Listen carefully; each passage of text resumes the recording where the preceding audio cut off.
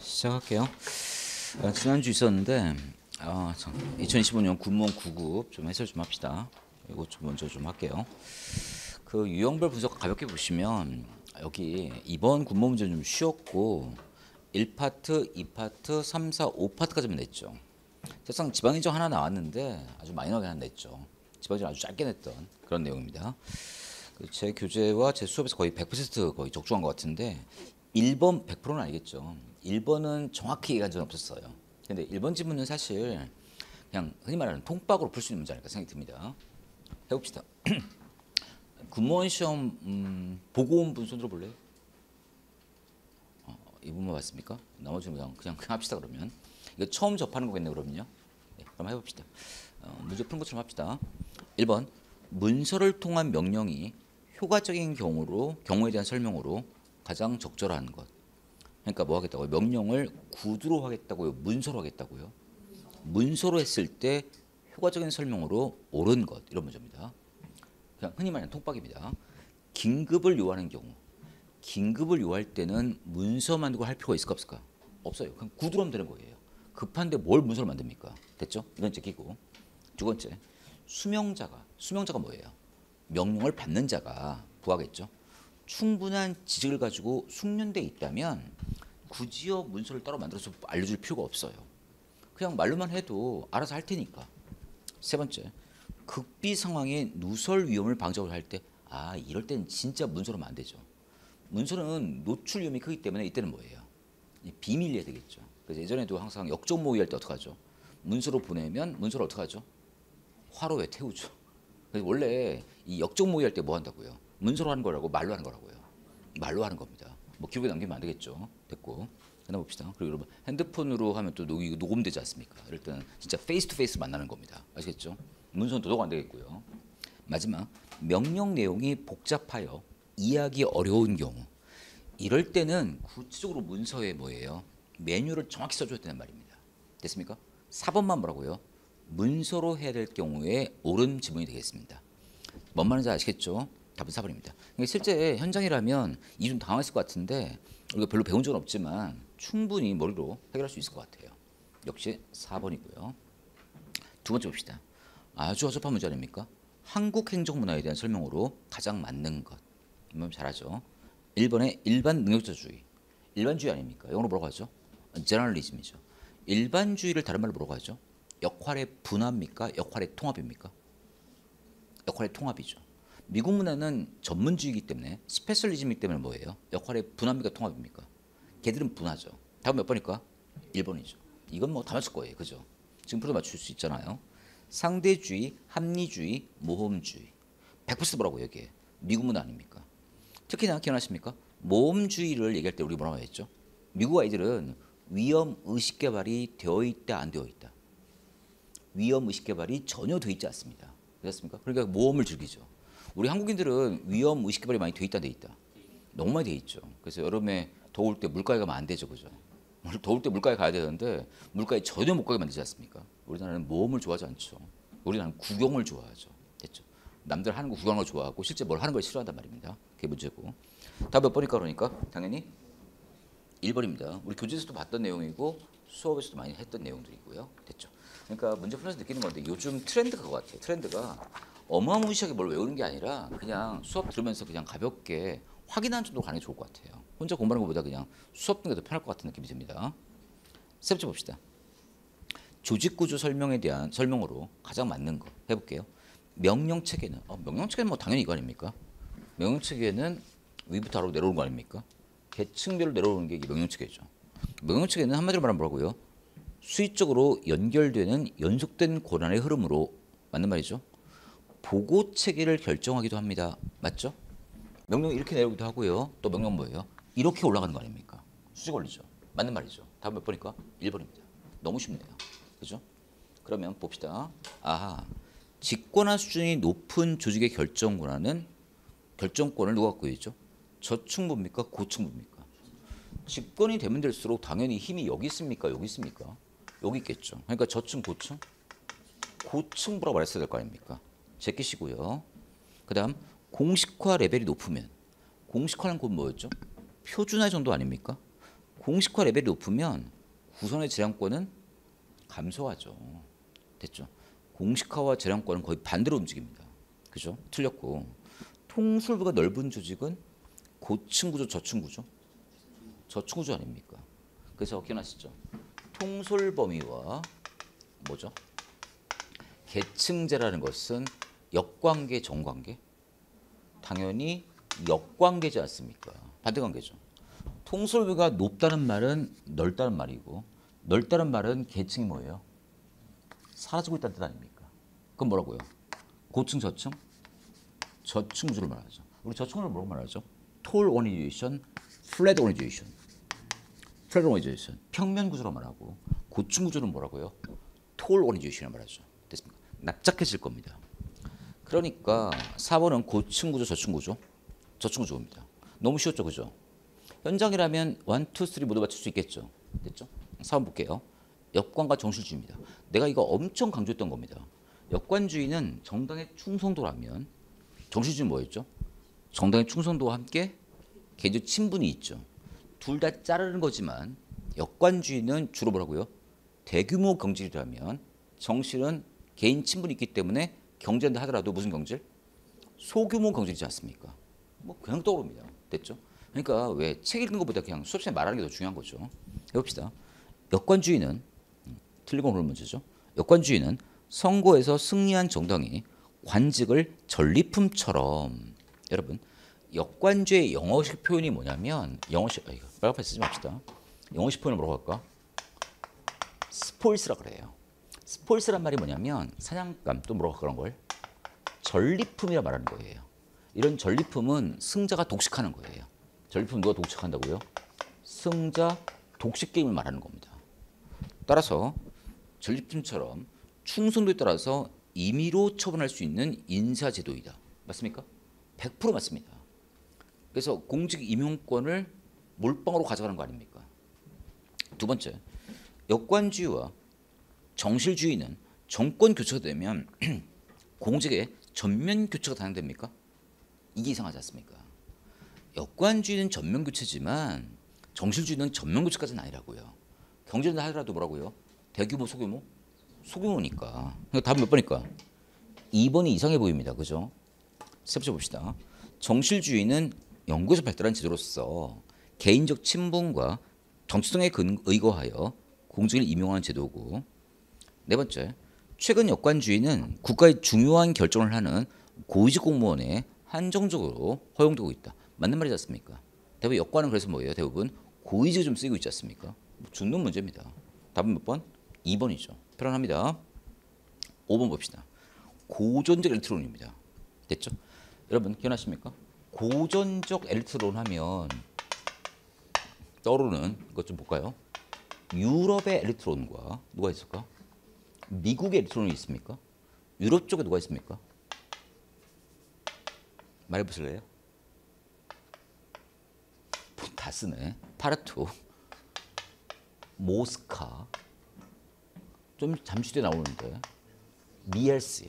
이 사람이 뭐 얘기했죠? 잠시 뒤에 문제 나오던데. 과두제의 뭐 철칙을 얘기한 사람이 러버트 미엘스예요. 기억나실 것 같고요. 미국 쪽에서는 두 사람이 있죠. 누가 있을까? 헌터와 누가 있을까? 바로 밀스가 있었습니까? 밀스의 무슨 접근법? 지위 접근법이 있고, 얘는 뭐죠? 명성 접근법이 있지 않습니까? 뭐 기억나실 것 같아요.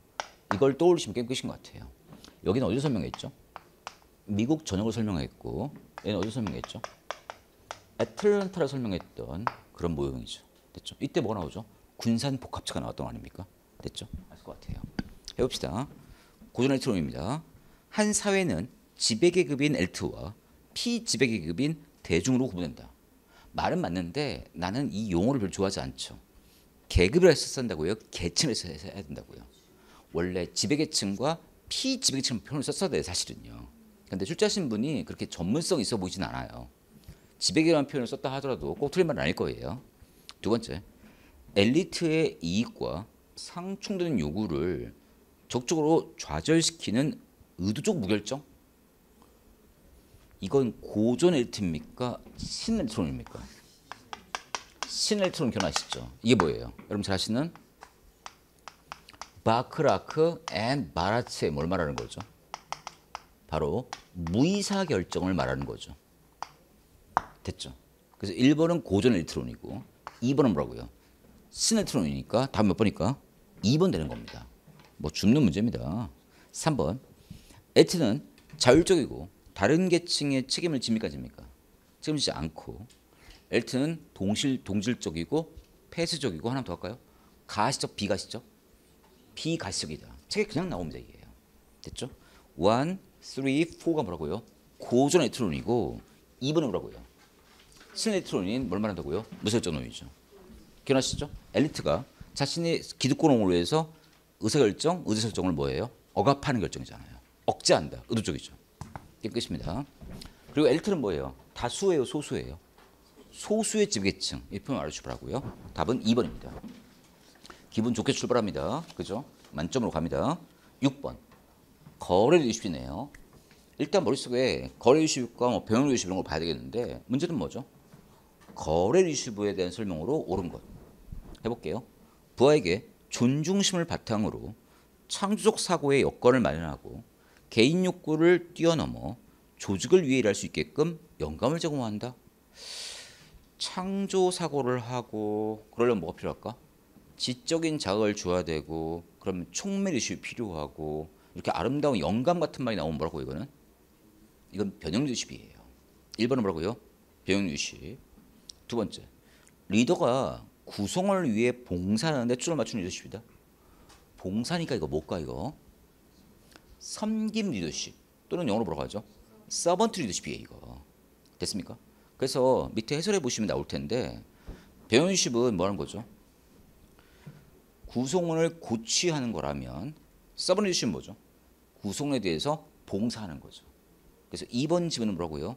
서번 리더십 또는 우리말로 섬김 리더십이고 그 다음 세 번째 업무 수행 과정이 반복적이고 성과 수준이 측정 가능할 때 효과적이다. 이게 뭐죠? 이게 교환 리더십, 거래 리더십이에요. 이게 답은 몇 번일까? 3번 되겠고요. 네 번째 리더의 특출한 성격과 능력에 의해서 총재들의 강한 헌신과 리더의 일체화 특출한 성격, 능력 뭐겠습니까? 카리스마예요. 여러분 변형 리더십도 카리스마를 안고 있지만 여기서 맨 뒤에 뭐 나오죠? 리더와의 뭐가 나오죠? 개인적 일체화라는 표현이 나오면 이건 거의 뭐라고요? 카리스마 리더십을 말하는 말이에요. 됐죠? 해설 보시면 알 것 같아요. 1번은 뭐라고요? 변형 리더십, 2번은 서번트 리더십, 3번은 거래 리더십, 마지막 4번은 뭐라고요? 카리스마 리더십일 거예요. 답은 몇 번일까? 3번입니다. 얘도 편안했죠? 그죠? 뭐 이것도 편안합니다. 문제가 엄청 쉬워요. 됐고 그 다음 이제 7번 들어갑니다. 7번 빈칸이 뭐죠? 가장 맞는 거 다 아실 거예요. 정부는 예산이 성립된 후에 발생한 사유로 인해서 이미 성립된 예산에 변경을 가할 필요가 있을 때 게임 끝. 성립 전에 바꾸면 추정 예산, 성립 후에 바꾸면 추경 예산 아닙니까? 답은 그냥 나옵니다. 못 가요. 얘는 3번 추가 경정 예산이죠.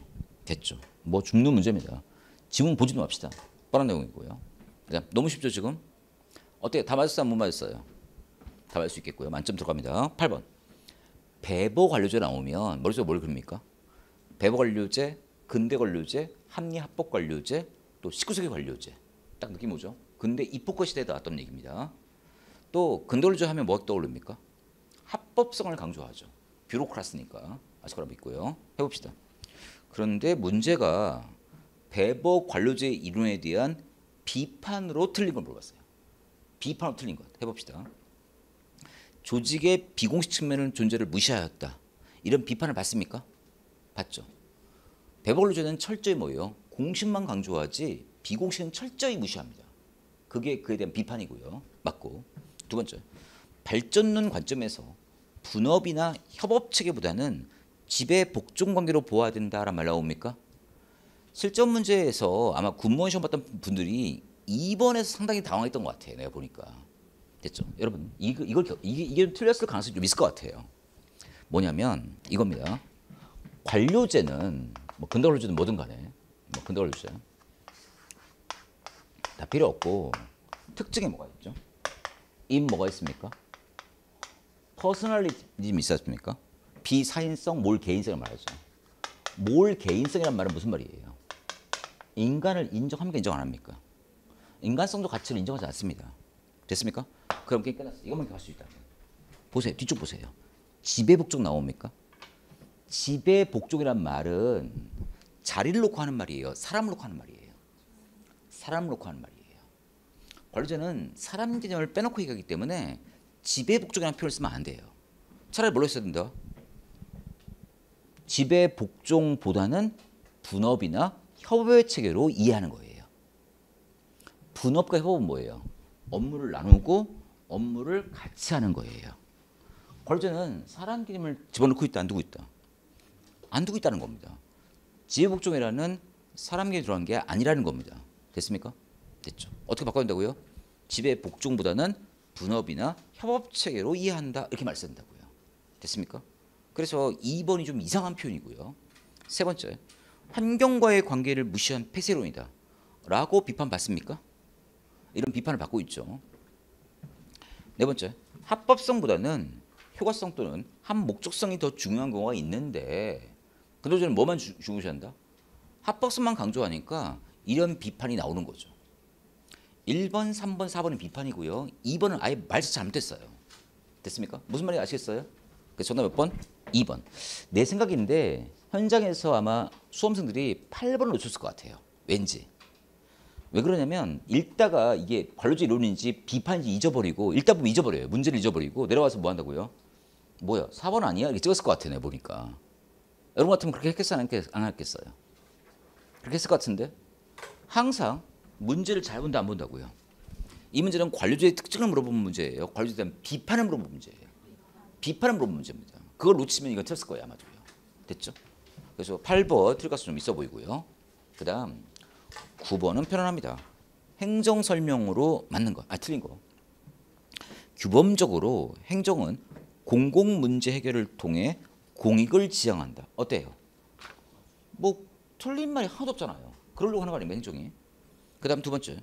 행정은 서비스의 생산, 공급, 분배와 관련된 모든 활동을 의미한다. 그게 행정이잖아요. 너무 쉬웠고요. 그러면 3번. 행정은 정치 권력을 배경으로 서비스의 생산과 공급을 독점한다. 에이, 요즘은 공공서비스 생산과 공급을 전부 독점하지 않아요. 다양한 행주체가 함께합니다. 그걸 뭐라고 하죠? 가버넌스라 말하는 겁니다. 됐죠? 정답 몇 번일까? 3번이에요. 그런데 이 문제는 출제하신 분이 조금 명확하지 못하게 냈어요. 나라면 그렇게 안 내고 어떻게 냈을까? 나라면 문제 다시 볼까요? 문제가 뭐죠? 행정에 대한 설명으로 가장 적절치 못한 거 이렇게 안 내고 정확히 말하면 뭐라고 했을까? 현대 행정에 대한 설명으로 가장 틀린 거 이렇게 말했어야 돼 사실은. 그래야 깔끔해져요 사실은.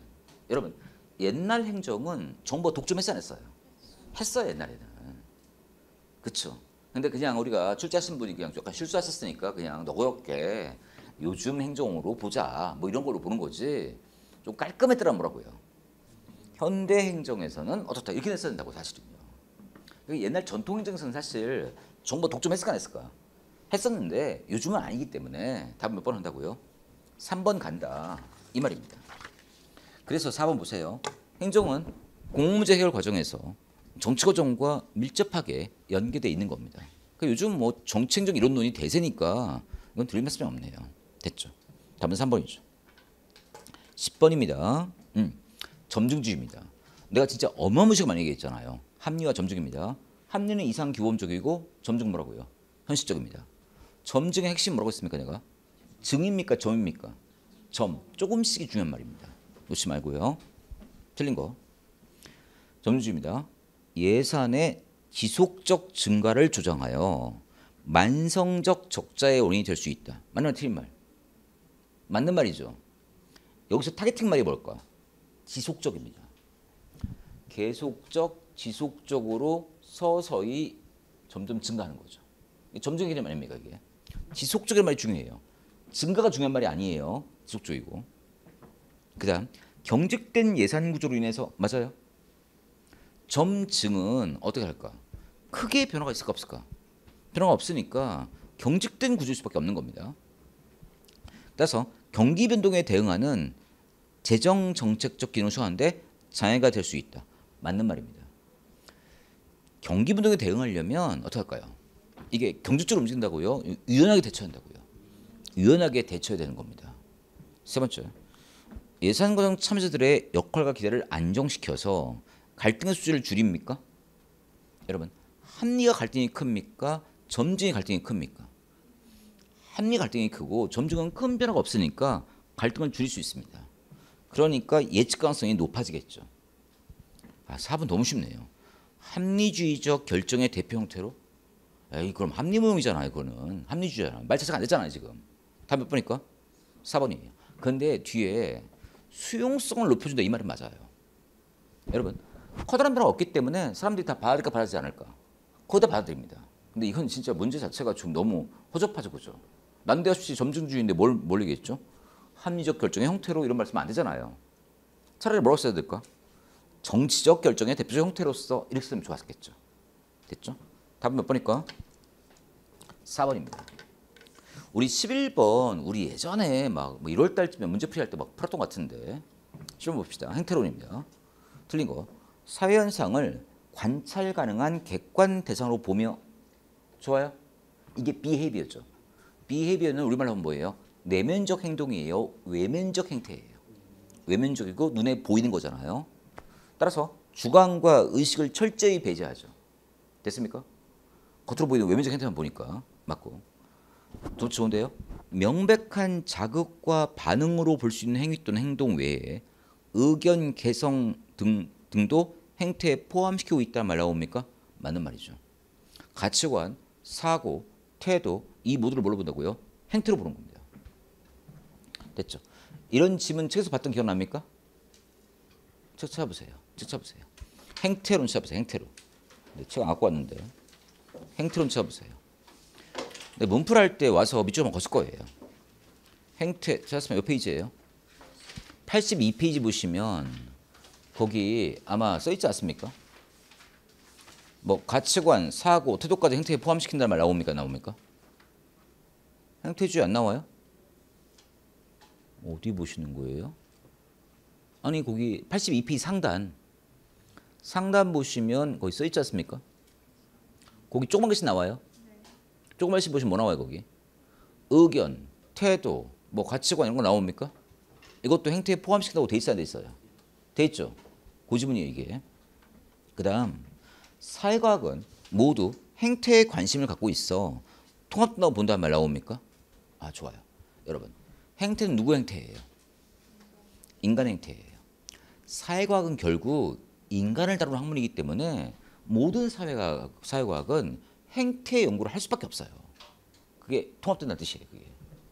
그 다음 집단의 고유한 특성을 인정하는 방법론적 개체주의. 이게 뭔 소리예요? 집단의 고유한 특성을 인정한다면 방법론적 뭐라고요? 전체주의겠죠. 그렇죠? 그런데 행태주의는 방법론적 전체주의를 씁니까? 개체주의를 씁니까? 개체주의니까 뭐라고 써야 돼요? 집단의 고유한 특성을 인정하지 않는 개체주의죠. 그렇죠? 너무 허접한 문제예요 사실은. 개체주의라는 표현은 맞는데 집단 특성을 인정하지 않는 개체주의 아닙니까? 집단 특성을 인정한다면 그건 뭐예요? 전체주의 또는 총체주의가 되겠죠. 말투가 잘못된 거예요 이거는. 다음 몇 번일까? 4번 되겠죠. 중간 틀릴 거 하나도 없죠. 그죠? 틀렸어요 안 틀렸어요? 틀렸어요? 좀 이상한데 틀렸어요? 뭘 틀었다니? 뭘 찍었죠? 야 4번은 진짜 뭐 주는 문제예요 그냥. 됐습니까? 됐죠 이런 거. 그 다음 12번 보실게요. 이거 우리 어마무시 많이 했잖아요. 이게 뭐죠? 팔스 윈도우스에 나옵니까? 누구 거죠? 킹돈이죠. 지문 읽지도 맙시다. 흐름 나옵니까? 그건 뭡니까? 문제의 흐름, 정책 대안의 흐름, 그다음 뭡니까? 정치 흐름이죠. 그냥 나오지 않습니까? 시간 하나 걸립니까? 그냥 찍을게요. 전화 몇 번? 몇 번? 3번 아닙니까? 됐죠? 허접합니다 진짜. 그 다음 기억나십니까? 킹돈 모형의 뼈대가 뭡니까 원래가? 쓰레기통 모형 아닙니까? 쓰레기통 모형은 뭐가 기억납니까? 문제, 해결책, 기회 참여자고. 킹돈 모형은 문제, 대안, 정책 대안, 그 다음 정치 흐름이죠. 이 중 가장 중요한 게 뭐라고요? 정치 흐름이고요. 요때 이것이 우연히 합류됐을 때 창문이 열리죠. 그 창문은 영구적 열림일까? 일시적 열림일까? 일시 열림이고 그때 정책이 안 나오면 다시 닫히죠. 그리고 먼 훗날까지 정책이 올 때까지 또 기다려야 되겠죠. 이게 킹덤 부용 아닙니까? 킹덤 부용은 주로 어느 정책을 설명했을까? 보건정책과 교통정책 연구에서 이게 만들어집니다. 그게 킹덤 연구예요. 보건과 교통정책입니다. 됐습니까? 오늘 문제는 뭐 당연히 3번인데 지문은 별로 읽고 싶지도 않습니다. 뻔한 내용이라. 13번 징계 종류입니다. 허접허접하죠. 저 볼게요. 징계 종류 뭐 있습니까? 견책, 감봉, 정직, 강등, 해임, 파면. 이것만 징계입니다. 나머지는 모두 징계 유사입니다. 해봅시다. 틀린 거. 파면은 공무원 심을 완전히 잃는 것으로 5년간 임용이 불가하다. 오빠 기억나시죠? 파면은 5년. 그럼 해임은 몇 년? 3년. 해삼 기억나시잖아요. 1, 2번 제끼고. 견책. 공무원 신분은 보유하나 직무에 종사가 안 된다? 아, 이건 정직이잖아요. 그죠? 그래서 이거 볼까요? 신분 보유면에서는 직위자와 유사하나 견책은 미리 정한 기간이 지나면 자동 복직이다. 아, 100% 뭐라고 이거는. 견책이 아니라 뭐라고요? 정직은 말하는 거예요. 전화 몇 번?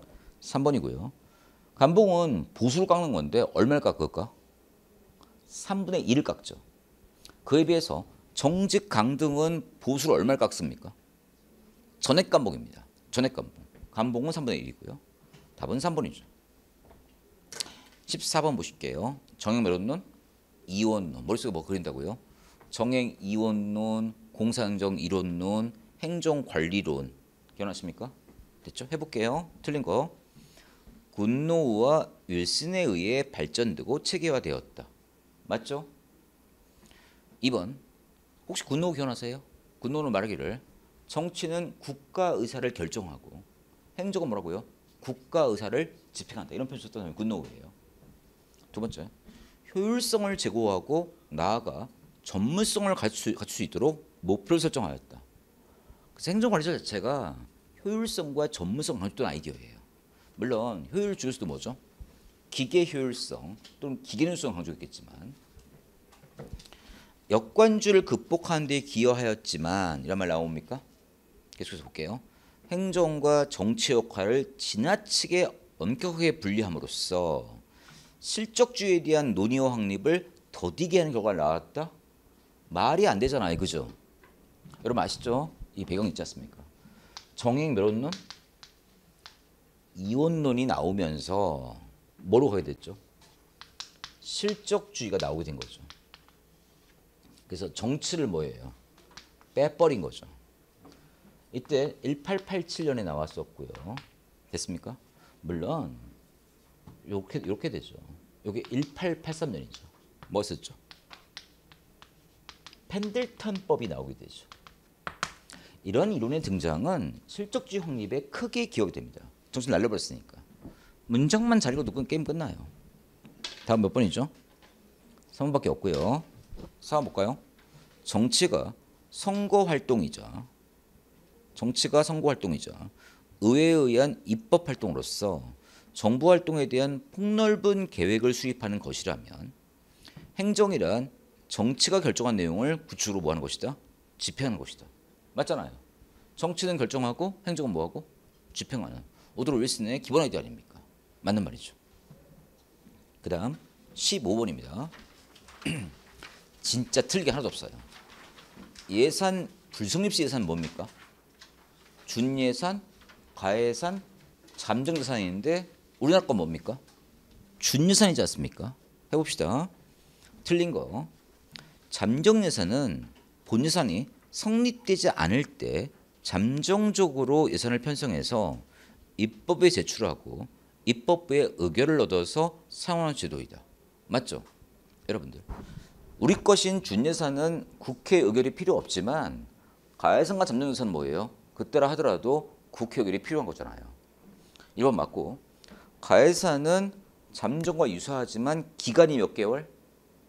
1개월이죠. 우리 준예산은 기간 제한이 없다면 가예산은 몇 개월? 1개월. 잠정은 몇 개월? 수개월이에요. 맞는 말.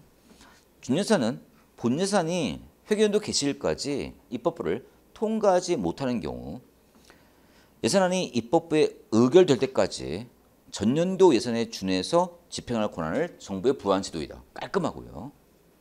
가해상과 준예산은 모두 입법부 의결을 필요로 하지 않는다. 가해상도 필요하고요. 잠정도 필요하고요. 우리 준예산만 필요가 없습니다. 다음 몇 번일까? 4번 되겠습니다. 됐죠. 진짜 만점이네요. 그죠? 이제 16번입니다. 민간 위탁 방식입니다. 오랜만에 보는데 눈에 들어옵니다. 그냥 들어와요. 해봅시다. 틀린 거. 조세 유인 방식 역시 민간 위탁에 해당한다. 좋아요? 책 찾아보실래요? 잘 안 봤을 것 같은데. 우리 앞쪽 가보시면 이런 거 나와요. 앞쪽 가보시면 뭐 계약, 허가, 보조금, 뭐 바우처, 뭐 자원봉사, 또 뭐 작업자조 이런 거 나올 거예요. 찾으셨네요. 몇 페이지 있죠? 48, 49 이런 데 나오잖아요. 그죠? 됐습니까? 근데 오늘 49 볼게요. 49. 나 수업자 별로 얘기 안 했는데 49번에 7번 나올까요? 7번에 규제 및 조세 유인 방식 나옵니까? 조세 유인 방식도 일종의 뭐라고요? 민간 위탁 방식 볼 수 있다는 얘기가 나오는 겁니다. 목차 잘 보시면 되겠고. 두 번째, 면허 방식은 면허가 영어로 뭐죠?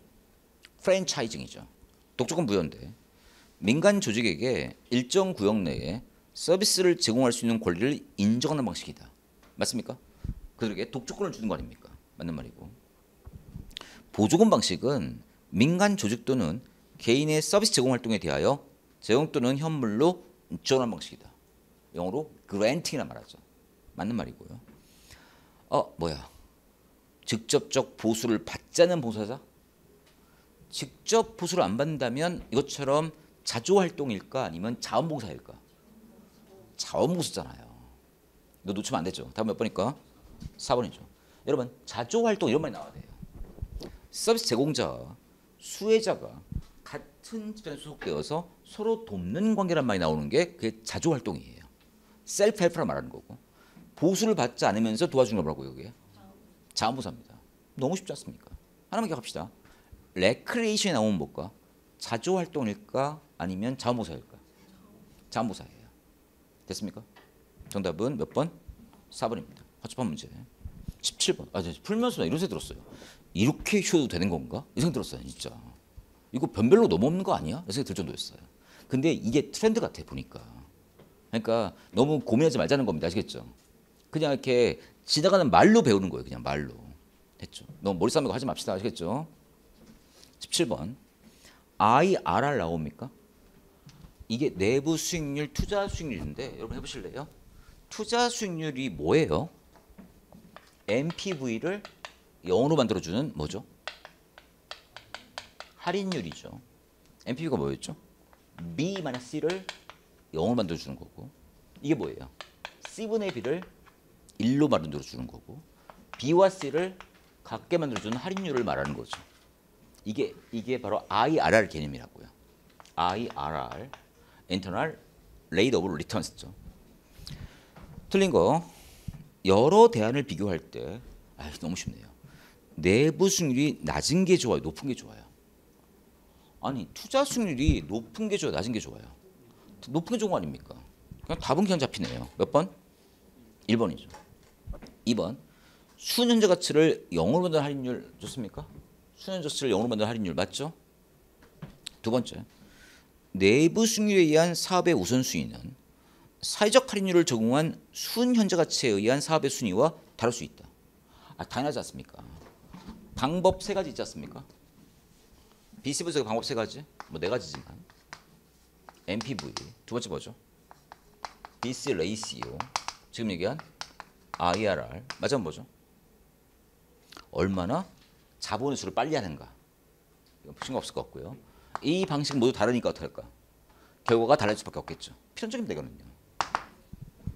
됐고 그 다음 사업이 종료된 후 또다시 투자비가 소요되는 변이된 사업용의 경우에는 복수의 내부 수익률이 존재한다. 당연한 얘기예요. 이거는 사업이 끝난 다음에 다시 계산할 때는 다른 투자 수익이 나올 수 있다는 겁니다. 그건 뭐 당연한 말입니다. 됐죠? 다음 몇 번일까? 1번입니다. 그 정도 확인하시면 되겠고 그 다음 1번 정답이고 18번을 현장 시험에서 수험생들이 틀렸을 것 같은 느낌이 들더라고요. 나도 회사를 하면서 그런 생각이 좀 들었어요. 나로서는 인정 못하겠지만 현장이라면 봅시다. 여러분 정답 찍으세요. 지금 문제 처음 보는 분들. 풀어볼게요.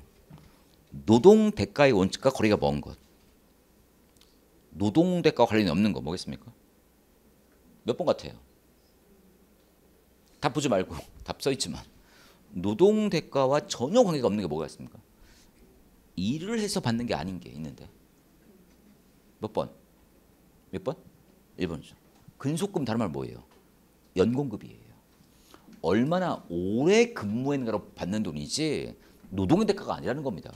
답은 곧바로 몇 번이에요? 그냥 1번입니다. 직무는 뭐죠? 직무의 난이도니까 이건 뭐예요? 노동의 대가와 직결돼서 사실상. 됐습니까? 어려운 직무 하는 사람은 많이 주고 쉬운 직무 하는 사람은 조금 주니까. 직능은 뭐죠?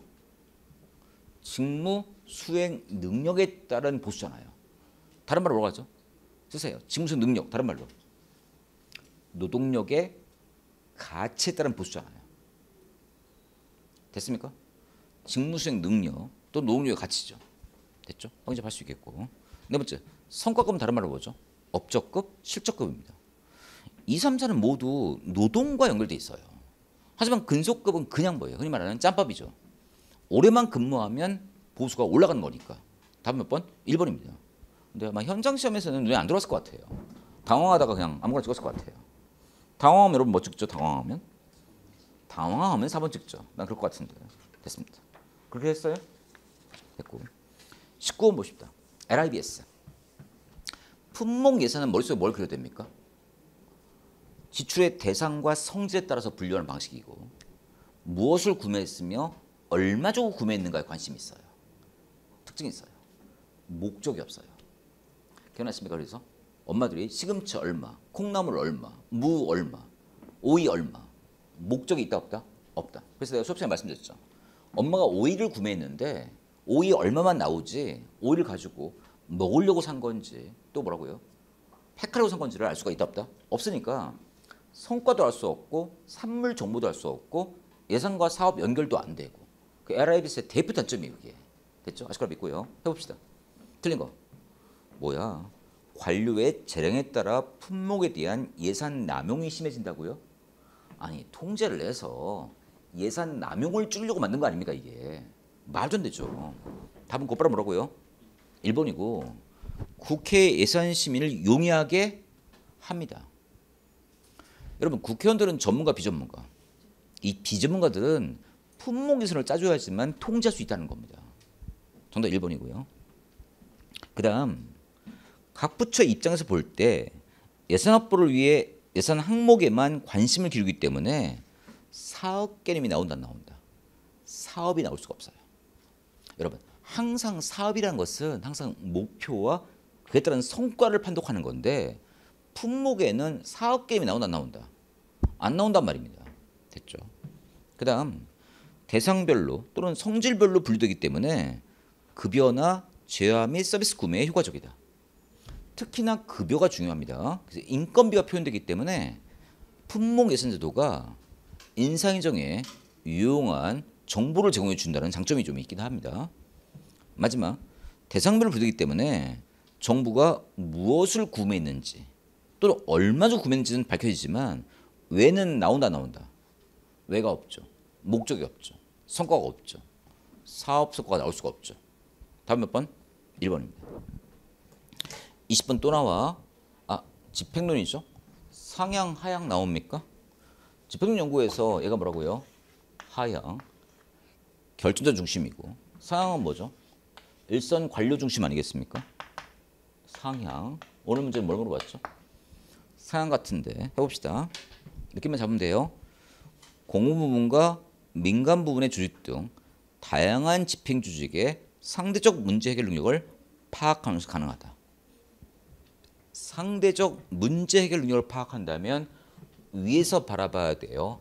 아래에서 바라봐야 돼요? 여기서 바라봐야지만 기관 간의 상대적 문제 해결 능력을 판독할 수 있어요. 위에서 바라보면 다 똑같이 보여요. 1번 맞고 2번 결정자가 설계한 정책을 중심으로 게임 끝. 결정자가 설계했다면 뭐예요? 이 중심 아닙니까? 하향이죠. 연결할까요?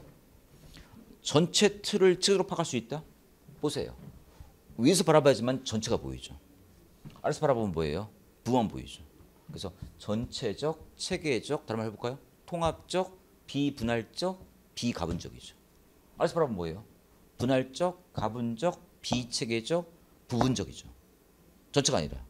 느낌만 잡으면 돼요. 다음 몇 번? 2번입니다. 수혜자의 의견 수렴이 가능하다. 수혜자가 여기 있잖아요. 여기 있어야지만 수혜자 의견 수렴할 수 있을 거 아닙니까? 맞고. 집행 과정을 상세히 기술하고 집행 과정의 인과관계 파악이 가능하죠. 여기는 집행 과정의 인과관계고 여긴 뭐예요? 목표와 수단 사이의 인과 모형이죠. 여기는 집행 과정의 인과관계고요. 정답 몇 번일까? 2번 좋습니다. 21번입니다. 만족모형을 물어본 거예요. 만족모형 비판입니까? 만족모형 비판을 물어봤습니다. 비판으로 맞는 거. 가치와 사실의 분리가 불가능하다. 이건 뭐에 대한 비판이에요? 내가 해설 써놨는데.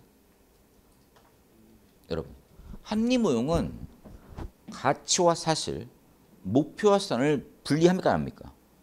철저히 분리하죠. 그런데 실제로 이게 분리가 안 된다. 이건 뭐예요? 합리모형에 대한 비판이에요. 기억나십니까?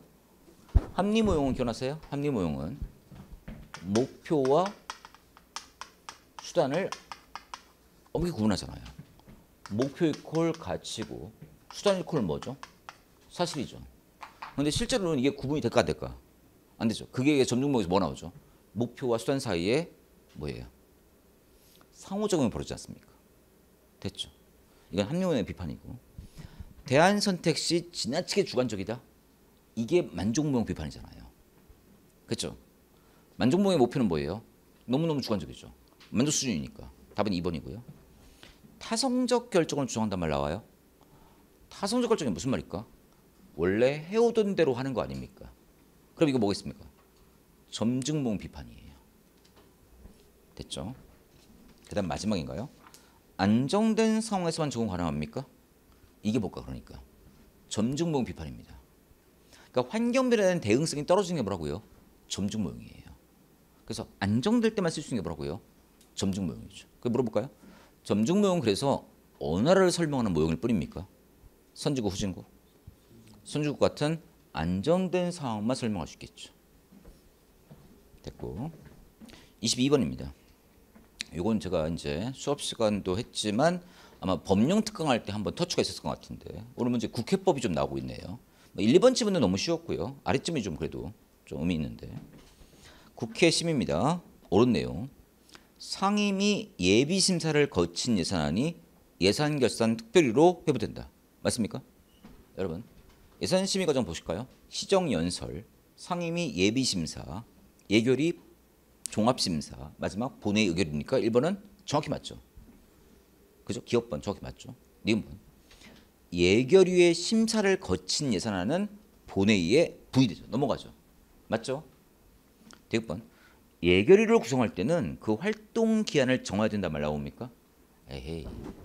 예결위는 상임위원회가 아니죠. 특별위죠.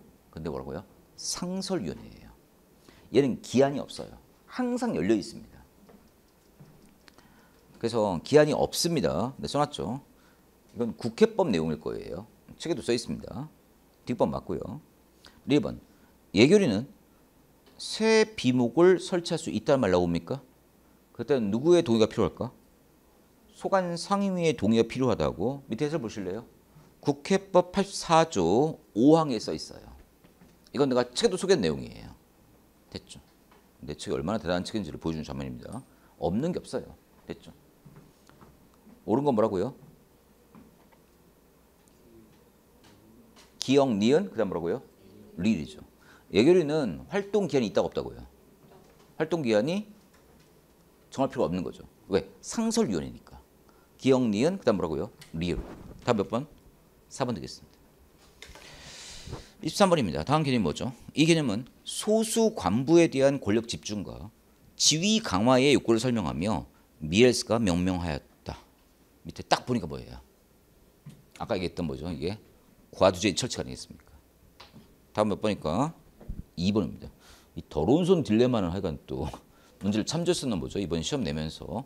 더러운 손 딜레마는 언제 냈죠? 국가직 였나요? 지방직 였나요? 국가직 였나요? 올해 냈던 문제 참조했나 봐요. 너무 쉬웠고요. 24번 볼까요? 24번. 24번은 뭔가요? 존 롤스 아실 것 같아요. 롤스가 주장한 정의의 원리입니다. 여러분 일단 롤스 하면 기억나는 게 있습니까? 제1원칙이 뭡니까? 동등자유의 원칙. 이 원칙이 차등조정의 원칙. 그중에 1번이 기회균등의 원칙. 2번이 맥심이 말하는 차등의 원리 아닙니까? 항상 1원칙이 우선이죠. 이 원칙 중에서는 뭐가 우선이죠? 기회균등이 차등원리보다 우선입니다. 해봅시다. 옳은 것만. 사회적 강자가 자신의 이익을 위해서 사회적 약자의 자유를 침해하는 것을 허용하지 않는다. 그래서 이게 뭐죠? 그 유명한 동등자유 원칙이죠. 됐습니까? 누구나 동등한 자유를 가져야 되겠고, 하나만 더 할까요? 또 자유의 사회성이 있어요. 다른 사람의 자유를 침해하지 않는 범위 내에서 자유이기 때문에 뭔가 이렇게 침해가 벌어지면 안 되는 겁니다. 내가 보기에는 기업부는 동등자유 원칙을 설명하거나 하나 더 한다면 뭐예요? 자유의 사회성을 설명하는 것 같아요. 니은번 사회의 경제적 불평등이 존재하더라도 그로 인해 최소 수혜자에게 이득이 된다면 이게 뭐예요? 미니맥스 맥스미니. 맥스미니 아닙니까? 최소 극대화 전략이라면 이런 불평등은 용될 수 있는 것이다. 이게 맥스미니 아닙니까? 이게 그 유명한 무슨 원리? 차등 원리고. 개인의 자유는 평등하게 모두에게 보장되어야 하는 겁니다. 이것 또한 다시 동등자유 원칙 아니겠습니까? 다 맞는데 정답 몇 번일까? 4번 되겠고. 여기까지 냈고 마지막 문제를 뭐예요? 그래도 구색 맞추려고 지방인정을 놓쳤나 봐. 출제하신 분이. 하나 내버렸네요. 특별지방정부는 뭐죠? 중앙정부가 지방통치를 설치한 기관이죠. 해봅시다. 틀린 거. 관할 지역 주민들의 직접적인 통제와 참여가 용이하기 때문에 책임 행정을 실현할 수 있다. 이 얘기는 지자체에 대한 이야기예요. 특별지방정기관은 주민들이 만든 기관이 아니기 때문에 책임지지도 않습니다. 1번은 누굴 말한다고요? 지자체죠. 답은 1번이네요. 2번 국가 사무를 집행하기 위해 중앙정부에 설치한 일선기관으로서 자치권 그런 거 없습니다. 하나 더 할게요. 특별지방정기관은 법인격이 있습니까? 없습니까? 없습니다. 법인이 아닙니다. 지자체는 법인이지만 현장의 정보를 중앙정부에 전달하거나 또 매개 역할을 수행하기도 하고. 네 번째, 출입국 관리, 공정거래, 근로조건 등 국가 통일적 의도의 업무를 수행할 때 특별지방정기관을 씁니다. 물어볼까요? 특별지방정기관은 일종의 광역행정입니까? 아닙니까? 광역행정이고. 됐습니까? 광역행정은 일종의 뭐예요? 신직권이고. 하나 더 물어볼까요? 특별지방행정기관은 광역행정 중 공동처리 방식입니까? 아닙니까? 특별지방정기관은 광역행정 방식 맞는데 그중 공동처리 방식이에요? 아니에요? 아니죠. 얘는 중앙이 직접 설치한 기관이니까 지방정부끼리 공동처리하는 게 아니지 않습니까? 공동처리 방식이 뭐 있습니까? 공동처리 방식에 행정협의회, 또 지자체조합, 또 특별지자체, 또 지자체장 등의 뭐예요? 협의체 이런 거 있지 않습니까? 그것만 공동처리 방식이고 얘는 뭐예요? 공동처리 방식은 아닌 거죠. 광역행정에 속하긴 하지만. 됐죠? 다음 몇 번? 1번입니다. 소감 물어볼게요. 이 정도 문제라면 몇 개 틀리겠어요? 진짜 실수 막 엄청 많이 해도 뭐예요? 맥시멈 2개예요. 막 실수 막 남발하고 몰라도 막 뭐 밀어 쓰고 어쩌면 몰라도 이거는 뭐 2개고 나발이고 이건 진짜 하나 틀린 것도 아까울 정도예요. 사실은요. 됐습니까? 이렇게 내요 지금. 올해 보니까 국가직, 지방직, 군무원이 다 그랬어요 지금. 이게 다 문제가 그냥 읽어가면서 그냥 그런가 보다 하고 뭘 바꿨어요 그냥. 문장 연결을 바꿔버렸잖아요 그냥. 꾸며주는 말 다르게 하고요. 근데 이제 수험생들은 막 마음이 급하고 긴장하니까 이 문장을 쫙쫙 읽는다고요? 아니면 막 이렇게 지문이 있으면 여러분이 문제 풀 때 이렇게 하더라고요. 막 끝까지 안 읽고 앞자 보고 여기 보고 툭툭 보고 넘어가요 이렇게. 그럼 막 날라가요 이러면. 이 스타일 문제가 건넘는 사람들은 많이 틀릴 만한 문제예요. 끝까지 다 읽어야 풀 수 있는 문제를 많이 냈어요. 사실은요. 요게 행정학 문제의 바람직한 방향이에요. 사실 내가 보기에는. 뭐 엄청 대단한 거 냈어요. 교재 안에서 내면서 개념을 정확히 아는지 얼마나 침착한지를 물어보는 그런 문제였습니다. 사실 이렇게 내줘야 돼요. 근데 뭐 물론 교수 중에서는 또 이상하게 낸 사람도 있긴 한데 이게 그래도 가장 바람직한 문제 스타일 아닐까 싶고 좀 아쉬움이 있다면 뭐예요? 위험 분석 보시면 아시겠지만 전범위를 안 냈어요. 지방이동 비중이 너무 줄였고요. 환율론도 하나도 안 냈고요. 정보수도 너무 안 냈고 지금 비중을 너무 줄여버렸어요 사실. 그래서 좀 편중돼 있다는 느낌이 좀 들어요. 그게 좀 아쉬움이 있고 그렇습니다. 됐고요. 그럼 보겠습니다. 이 정도 하고요. 그리고 여기 계신 분들은 저랑 함께 단가반 하실 분들인가요? 아니면 그냥 집에 가실 분들인가요? 단가반 다 하실 사람들이에요? 됐습니다. 그러면 잠시 쉬었다가 단가반 들어갈게요. 아시겠죠? 드디어 지방정 들어갈게요. 네, 됐습니다. 쉬었다 가죠.